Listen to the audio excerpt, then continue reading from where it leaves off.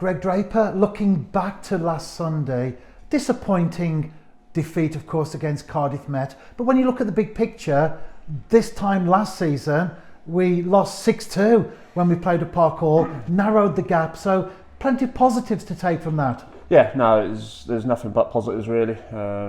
Like you said, the fact that we're disappointed not to get 3 points on Sunday shows just how far we've come over the last sort of 16, 17 months really. They're a very good team. I know they had a couple of players missing, but like I said, the second half performance alone, we deserve 3 points from that 45 minutes. So, like I said, disappointing to give the 2 goals away that we did in the first half. But going back to last season, I think if we go 2-0 down against one of those teams, more often than not we lose 3-4, 5-0. So, we've come on massively, and just nice to be disappointed, I suppose. And like I say, it's just nothing but a positive really that on another day we could have come away with 3 points. And a few more games in, of course. You're the main man now in charge of the women here at Park Hall. How's it going for you, Greg, on a personal level? Yeah, really well. It's a challenge. It's obviously taken on a lot of Andy's responsibilities as well. You probably probably wasn't aware of everything that you had to do away from the training sessions and away from a match day. So throughout the week, it's been a challenge, but it's sort of opened my eyes. It's I've loved doing it. Definitely something that I want to carry on doing. So the management route is something that I'm really looking forward to. But it's just doing the best I can here and giving the girls the best opportunity that I can of making sure that they get 3 points every weekend and progress in the cups and developing them as players as well. It's the results. We're in the top league, so it's all about results at the end of the day. But like we say, we want to be developing players as well, because it's a long journey ahead for this club, and the club's got big ambitions to where they want to go. So it's a journey. It's not all about what happens this season. Obviously we want to finish as high as possible, but we've got to make sure that we're sort of moving in the right direction, and we're definitely doing that at the moment.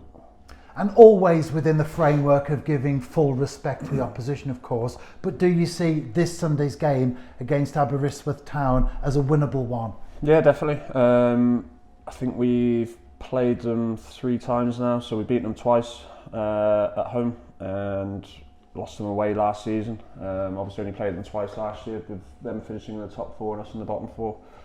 So beat them 3-0 at the start of the season. Very confident going in.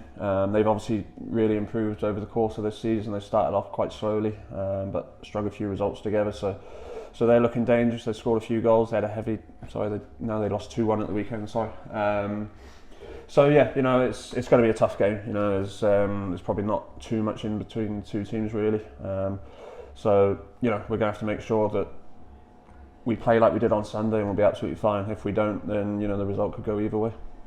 And naturally you give a lot of thought to the preparation that goes into the games. As we talk here now at Park Hall during the week, do you have the starting 11 already set in stone? No, definitely not. The starting lineups these days really can't be determined until we've got both training sessions out the way, and then sort of leave it later on in the week really, to make sure that we know that no one's got any niggles or anything like that, and that's just down to the squad being so strong now. Form comes into it, training performances come into it, attitude comes into it, work rate comes into it. So there's we're in a position now where if players aren't ticking all of those boxes, then there's huge question marks over whether they should be starting or not. So it's a good position for us to be in, because if you're not doing your job, then it's difficult to pick you.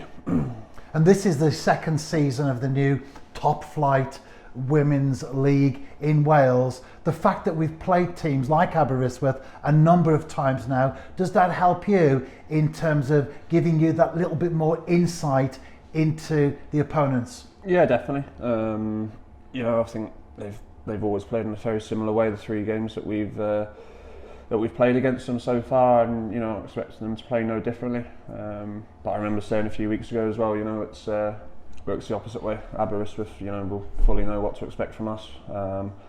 So they'll be as well prepared for us as what we will be for them. So it'll just come down to on the day who works the hardest, who plays the best, and who takes their chances at the end of the day.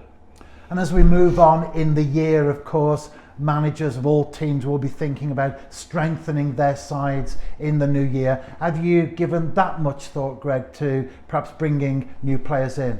Yeah, we've been looking, been discussing, myself and Ian, and also Sarah Loudon. Obviously Andy's departed now, but we had a few players lined up who we were sort of keeping an eye on.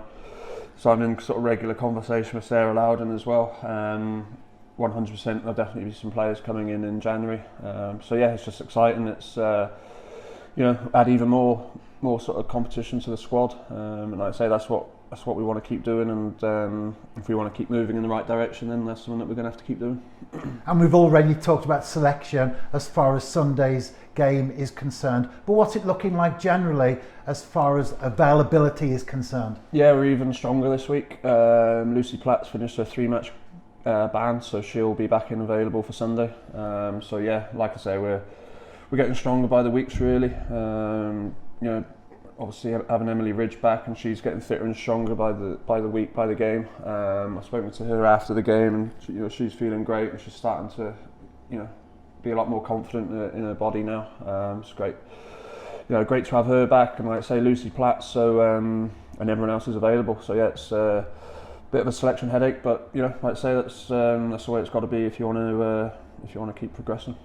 And finally, Greg, we did an interview a while back where you hung up your boots. Well, you've put them back on again because you started to play for the under-21s here at the New Saints. Yeah, well, I mean, I've played 4 or 5 games now. Myself and Simon Spender are a big part of the coaching staff anyway. We have a lot to do with those lads, and obviously we've entered our sort of under-19s or under-21s in that league. And those boys have so many games. They've got the 2 college games on a Wednesday, the under-19s on a Sunday, and predominantly the reserve league on a Monday. So it's sometimes it's a struggle to rotate the players around so that they're not playing sort of 3 or 4 games a week. So it's a chance for me and Spence to have a bit of a run around. But obviously from the serious side, it's showing the lads. It's a little bit easier to show the lads, I guess, on the pitch. Showing them how we done it or how we do it. And hopefully they're learning a thing or two. Probably learning how not to do a few things as well. But no, it's just nice to just have a little run around and score a few goals with not quite so much pressure on what used to be. So yeah, no, it's all going good. And you say there, score a few goals. Well, this week's victory against Kevin Albion, you found the net on 4 occasions, Greg. Yeah, no, it was nice. There was some good goals in there. Like I say, I'm not really training at the moment and not playing. I think that was my first reserve game for 3 or 4 weeks. So it's literally haven't kicked a ball for 3 or 4 weeks. So I guess it's nice to know that when you do go out there after such a long time without kicking a ball, you still know where the back of the net is. So it's it's going good, and just loving every minute really.